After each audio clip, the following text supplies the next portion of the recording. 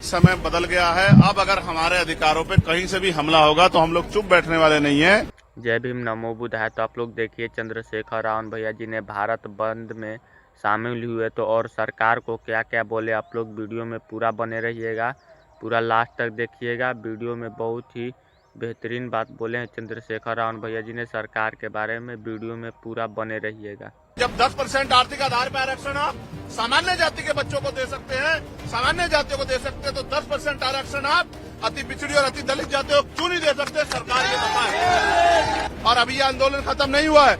आज तो संपूर्ण भारत में भारत बंद जारी है, लेकिन 11 सितम्बर को जो हमने दूसरा चरण इसका बुलाया दिल्ली में, उस दिन हम सरकार को घुटने टिकवा देंगे। चैलेंज करके कहता हूँ, आज इस आंदोलन में जिस सरकार के नेतृत्व में हमारे लोगों की पीठ पर लाठियां पड़ेगी, उस सरकार की कुर्सी को पलटने का काम, तख्ता पलट करने का काम भी हम आने वाले कल में करेंगे।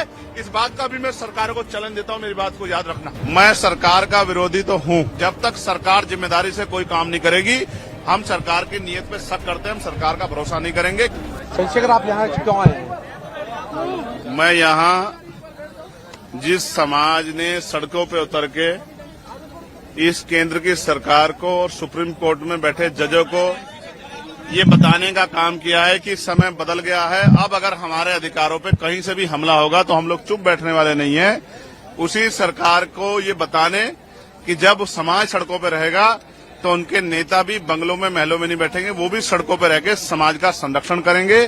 जिस तरह से पूरे देश में भीम आर्मी आजाद समाज पार्टी के लोग जिला मुख्यालयों पे सड़कों पे उतर के संवैधानिक तरीके से अपना ज्ञापन दे रहे हैं, अपनी बात रख रहे हैं, बंद को सफल बना रहे हैं, ऐसे ही कार्यकर्ता के तौर पे हम दिल्ली में अपनी ड्यूटी को अदा कर रहे हैं। हम दिल्ली के जंतर मंतर पे पिछले कई घंटों से अपने आंदोलन को मजबूत कर रहे हैं और ये संदेश दे रहे हैं, सारी चीजों पर नजर भी रख रहे हैं कि हम इस आंदोलन से पीछे हटने वाले अब नहीं।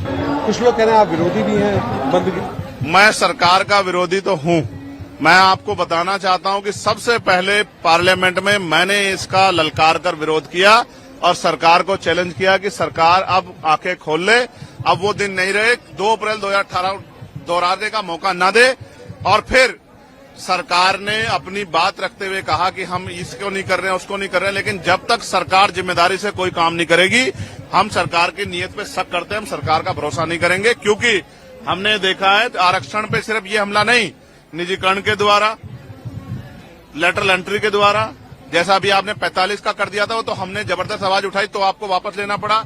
फिर ठेकेदारी के जरिए, संविदा के जरिए, आउटसोर्सिंग के जरिए, जिस तरह से आपने सरकारी नौकरियों को खत्म करके आरक्षण की धज्जियां उड़ाने का काम किया, ये किससे छिपा हुआ नहीं है।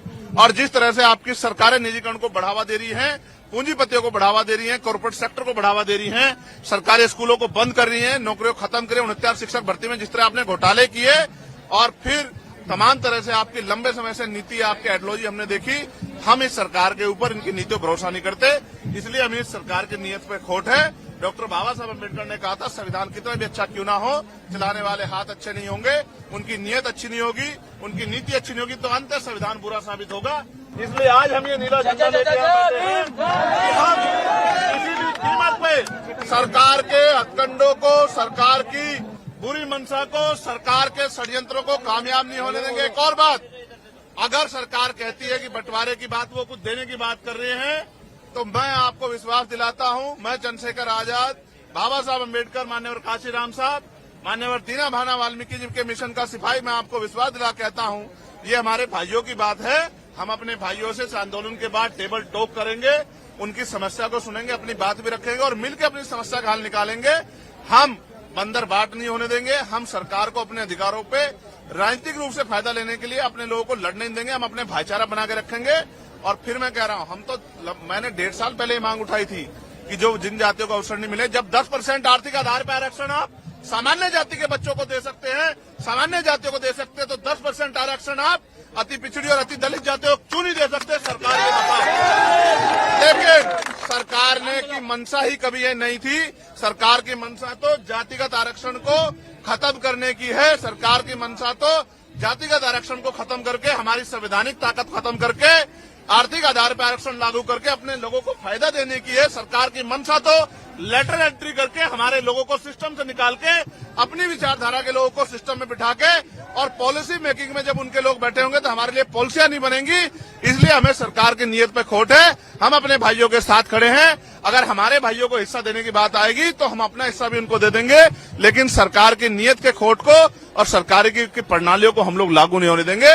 और अभी ये आंदोलन खत्म नहीं हुआ है।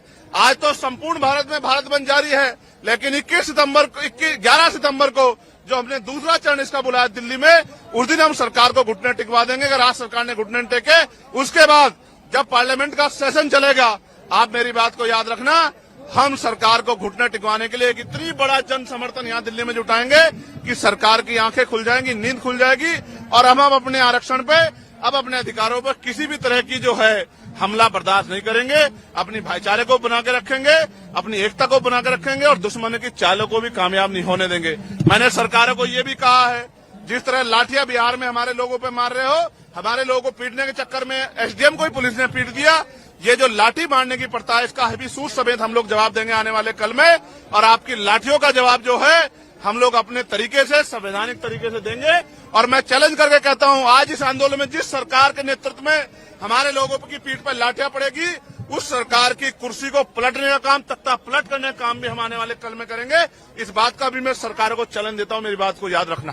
चंद्रशेखर जी, जो 2000 इलेक्शन में अभी पार्लियामेंट में जो इलेक्शन हुआ है, उसमें जो लोग संविधान की कॉपी लेकर घूम रहे थे, आरक्षण और संविधान को बोले थे कि आरक्षण खत्म कर दिया जाएगा, और आज वो कहाँ दिखाई दे? देखिए, मैं आज अपने समाज के संरक्षण के लिए, समाज के आवाज को मजबूत करने के लिए सड़क पर उतरा हूं। आज मैं किसी को कुछ नहीं कहना चाहता।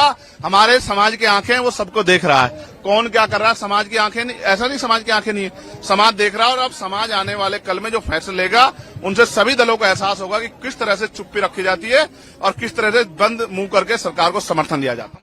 मैं आशा करता हूं कि आप लोग वीडियो को पूरा देख लिए होंगे और आप लोग को समझ में आ गया होगा कि चंद्रशेखर रावण भैया जी ने भारत बंद में सरकार को क्या क्या बोले। तो मैं आज इस वीडियो को यहीं पर समाप्त करता हूं और आप लोग अगले वीडियो के लिए चैनल को सब्सक्राइब कर लीजिएगा, ताकि आप सभी को अगला वीडियो का नोटिफिकेशन मिलता रहे। Thank you so much. जय भीम, नमो बुद्धाय।